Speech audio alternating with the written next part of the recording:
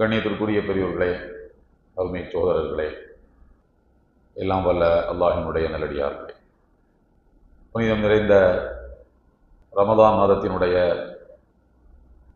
மூன்றில் ஒரு பகுதி கிட்டத்தட்ட நம்மை விட்டும் கடந்து செல்லவிருக்கின்ற நிலையில் இரண்டாவது 10 நாட்கள், இன்னும் ஒரு நாளில் நாம் அதிலே அடி எடுத்து வைக்கவிருக்கக்கூடிய நிலையில் காலங்கள் வேகமாக செல்வதை நம்மால் உணர்ந்து கொள்ள முடிகிறது. எனவே இந்த ரமலானை நமக்கு அல்லாஹ் தந்த ஒரு பெரும் பாக்கியமாக கருதி நாம் எஞ்சியிருக்கக்கூடிய நாட்களை நன்மைகளை திரட்டிக் கொள்வதற்கான ஒரு மிகச்சிறந்த வாய்ப்பாக கருதி பயன்படுத்தி கொள்ள வேண்டும் என்கின்ற ஒரு உணர்வை இதயத்தில் ஏந்தியவர்களாக ரமலானுடைய நடுப்பத்து நாட்கள் அல்லாஹ்விடமிருந்து தன்னுடைய அடியார்களுக்கு அவன் இறக்கி வைக்கக்கூடிய பாவ மன்னிப்பு என்கின்ற பெரும் கொடையை நாம் பெற்றுக்கொள்ள நம்மை நாம் தகுதிப்படுத்திக் கொள்ள வேண்டும். அதற்கு உரியவர்களாக நம்மை நாம் ஆக்கிக் கொள்ள வேண்டும். அல்லாஹு தஆலா தன்னை பற்றி அருள்மறையாம் திருக்குரானில் அறிமுகப்படுத்துகின்ற போது அவன் அளவற்ற அருளாளன், நிகரற்ற அன்புடையோன் என்று கூறுகிறான். அல்லாஹ் மனிதர்கள் மீது வைத்திருக்கக்கூடிய அன்புக்கு அளவேதும் இல்லை. தன்னுடைய அடியார்கள் மீது அவன் கொண்டிருக்கக்கூடிய கருணைக்கு எல்லை எதுவும் கிடையாது. அந்த எல்லையற்ற அன்பாளன், எல்லையற்ற கருணையாளன் தன்னுடைய அடியார்களில் சிலரை அவன் தண்டிக்கிறான் என்று சொன்னால் அவன் அவ்வளவு எளிதாக அடியார்களை தண்டிக்க வேண்டும் என்று அவன் நினைப்பதில்லை. தண்டனையில இருந்து அந்த அடியார்களை விடுவிக்கத்தான் அல்லாஹ் பல்வேறு வாய்ப்புகளை மனிதனுக்கு வழங்குகின்றான்.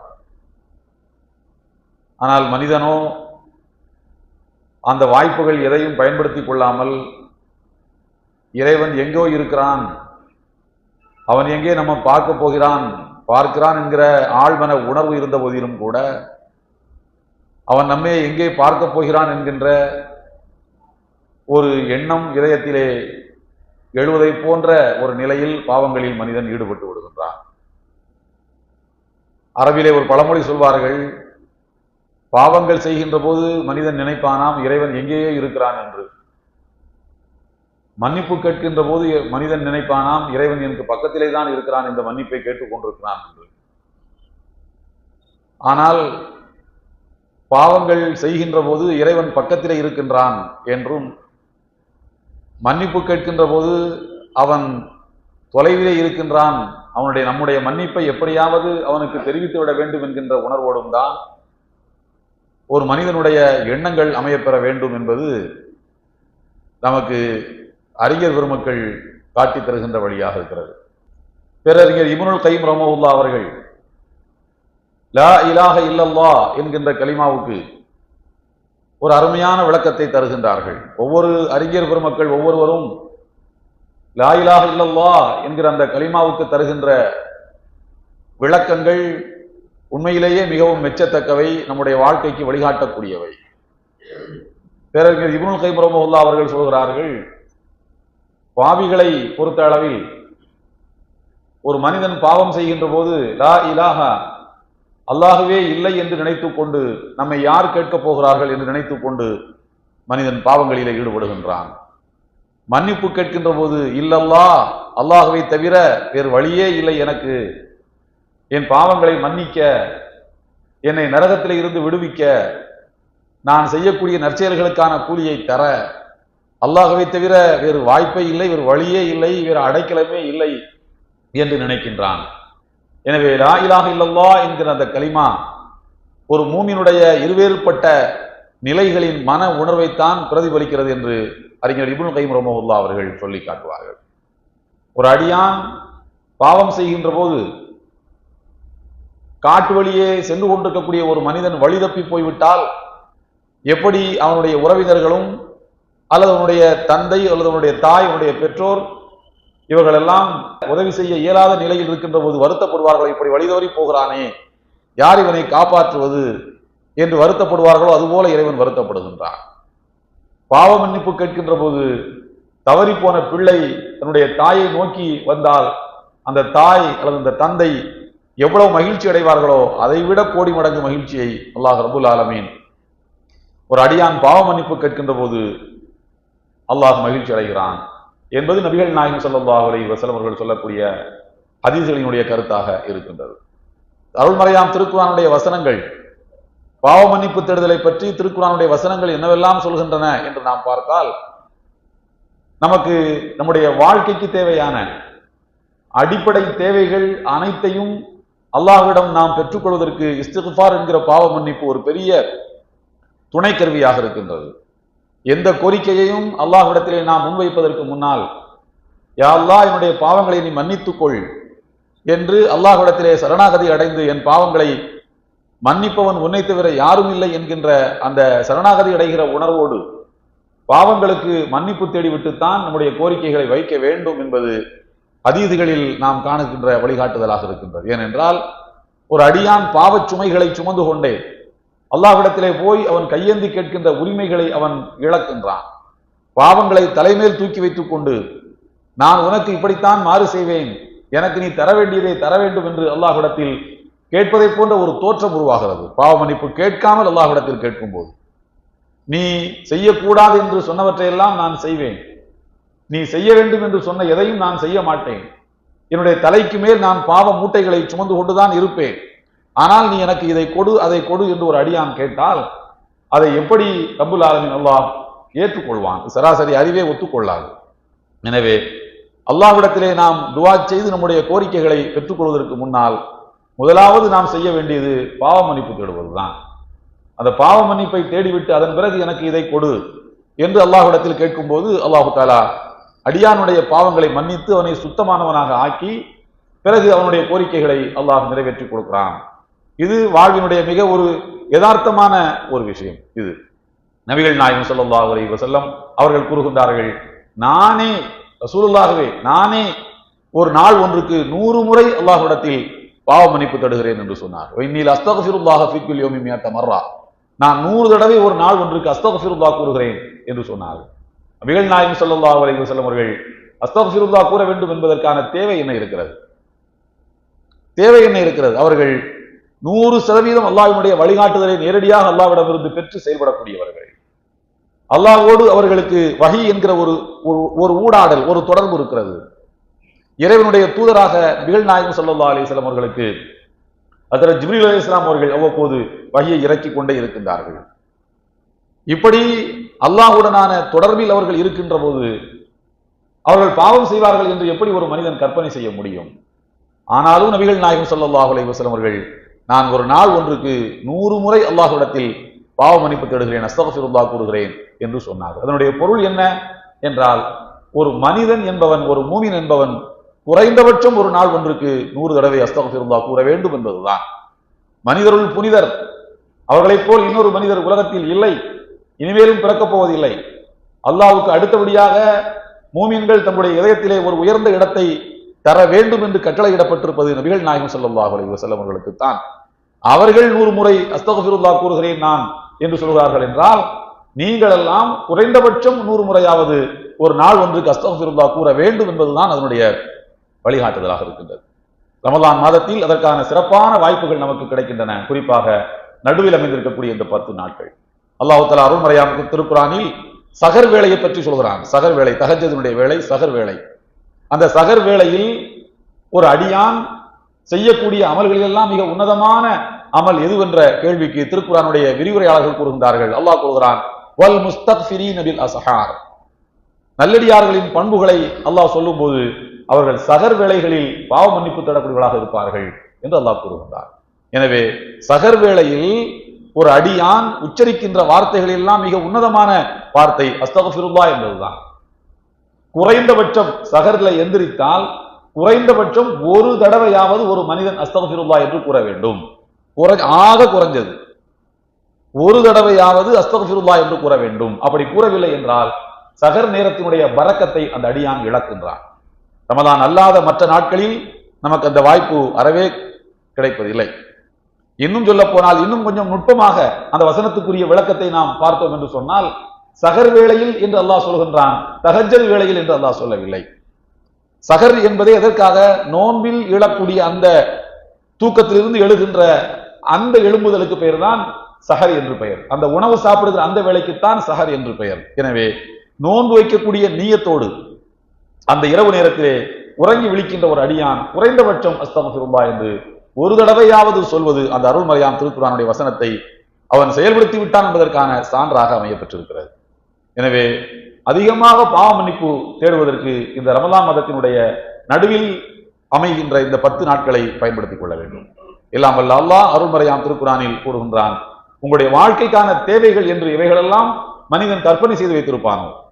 திருமணம் என்று வந்தால் நபிமொழிகள் கூறுகின்றன, ஹதீஸுடைய விரிவுரைகள் சொல்கின்றன, திருமணத்துக்கான தேவை இருப்பவர்கள் பெண்ணுக்கு மாப்பிள்ளை பார்க்கிறார்கள், மாப்பிள்ளைக்கு பெண் பார்க்கிறார்கள் என்று சொன்னால் அவர்கள் அதிகமாக பாவ மன்னிப்பு தேடிக்கொள்ள வேண்டும். இந்த பாவ மன்னிப்பு தேடுதல் என்பது எதற்காக அவர்கள் தப்பு செய்து விட்டார்கள் என்ற அர்த்தத்தில் அல்ல.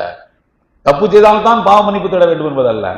கண்ணாடியில அழுக்கு படிஞ்சில்தான் தான் துடைக்க வேண்டும் என்பதல்ல. சும்மா அப்படி துடைச்சு சட்டை எடுத்து ஹேங்கர்ல போட்டிருக்கின்றோம், எடுத்து மாட்ட போகின்றோம், சும்மா ஒரு உதறிட்டு மாற்றுவது ஒரு தற்காப்புக்காக.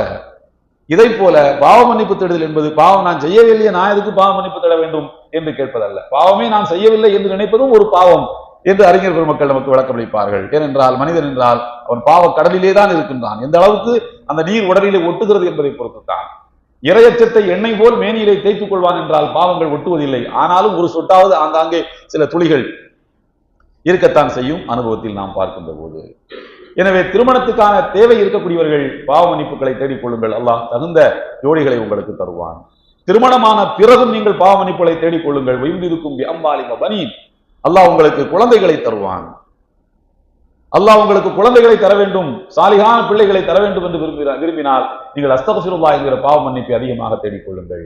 குறிப்பாக கர்ப்பமுற்றிருக்கக்கூடிய தாய்மார்கள், கர்ப்பமுற்றிருக்கக்கூடிய பெண்ணின் கணவர், இவர்கள் அதிகமாக பாவ மன்னிப்புகளை தேடிக்கொள்ள வேண்டும். காரணம், அந்த பிள்ளைகள் சாலிகான பிள்ளைகளாகவும் ஆரோக்கியமான பிள்ளைகளாகவும் ஒழுக்கமானவர்களாகவும் அல்லாஹ்வுடைய மார்க்கத்தை இந்த மண்ணில் நிலைநாட்டுகின்ற தூய பணிக்கு தங்களை அர்ப்பணித்துக் கொள்ளக்கூடிய உயர்ந்த உணர்வுகளை பெற்ற பிள்ளைகளாகவும் அவைகள் இருக்க வேண்டும் என்று சொன்னால் அந்த காலகட்டங்களில் அதிகமாக பாவ மன்னிப்புகளை பெற்றோர் தேடிக்கொள்ள வேண்டும்.